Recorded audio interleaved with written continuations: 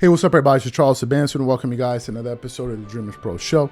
We cover everything from sports, hot topics, classic debates, entertainment, and we give you guys a fresh perspective on things and how we see them. Folks, we got some serious drama here. But before we get into it, please make sure you like the video and sub to the channel. Now, just 2 years ago,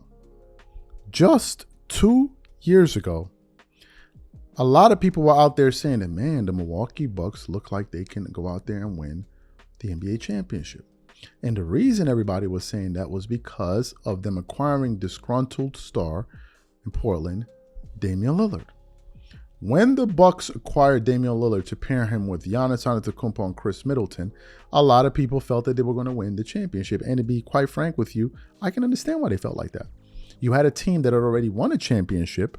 You're now adding a top 75 player in Damian Lillard to the fold, a guy that has a totally complementary skill set to Giannis. They don't do the same things at all.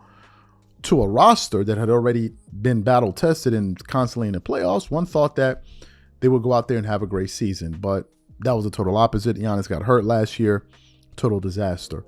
But coming into this season, we thought that things were going to change because remember last year they fired Mike Budenholzer and replaced him with Doc Rivers, a controversial move at the time because Doc Rivers had gotten fired from Philly, before he got fired from the Clippers. So you had that. A lot of people were laughing about that. Like, how could this happen? Even me myself, I was laughing about it.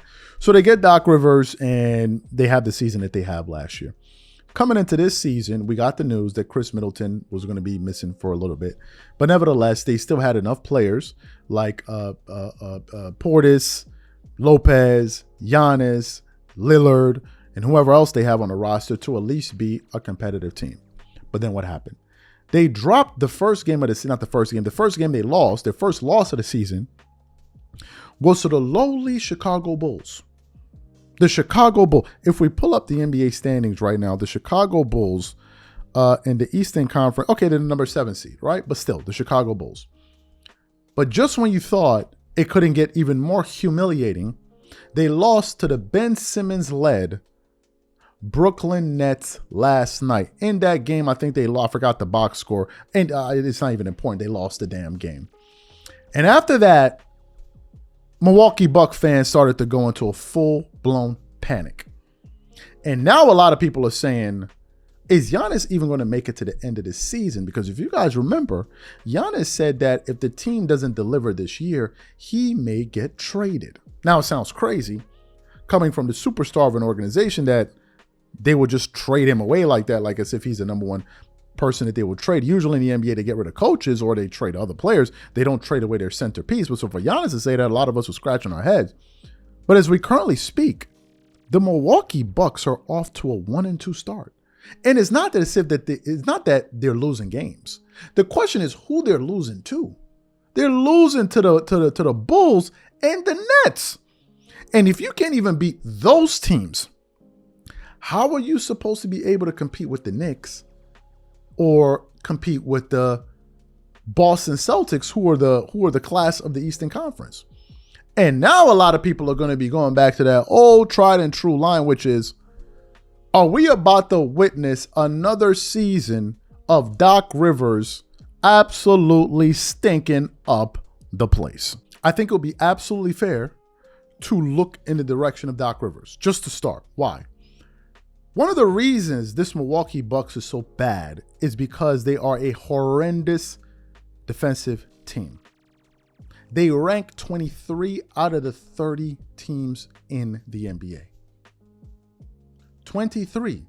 When you have pillars on your roster like Giannis Antetokounmpo and Brook Lopez, you rank 23. Now, granted, they lost Drew Holiday, and they paid for that defensively by basically swapping out offense for defense in Dame and Drew Holiday.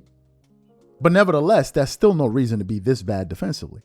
That's still no reason to be getting beaten by the Chicago Bulls and the damn Ben Simmons-led Brooklyn Nets. Like, that's the one that's even more egregious. That's the one where it's just like, this is inexcusable. But that's what we're seeing. In the case of Doc Rivers, folks, if Doc Rivers' team finds a way to screw it up this year, I'm not sure Doc Rivers is going to get another job in the NBA if they fire him this year.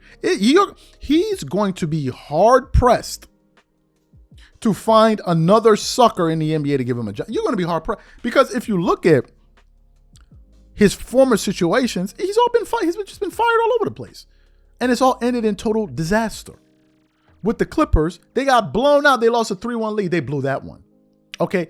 Then they got to the Philadelphia 76ers. Well, we all know what happened there. An absolute disaster.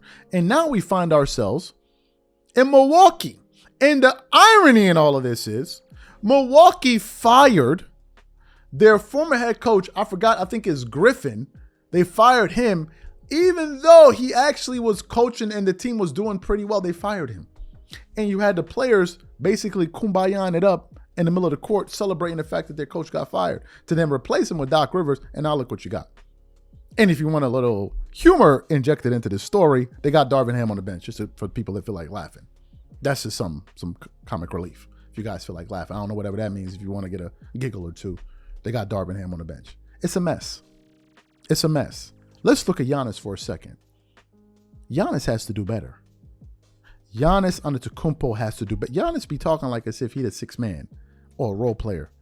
Giannis is the best player on the floor. They got Giannis ranked as one of the 3 best players in the NBA today. So some of this has to fall at the doorstep of Giannis. Because if it was any other player, they'll be roasting him up from here to wherever. If it was LeBron, they'll be frying him. If it was KD, they'll be frying him. If it was Kawhi, they'll be deep frying him. Stephen A. will be saying he's the worst superstar in the history of the world.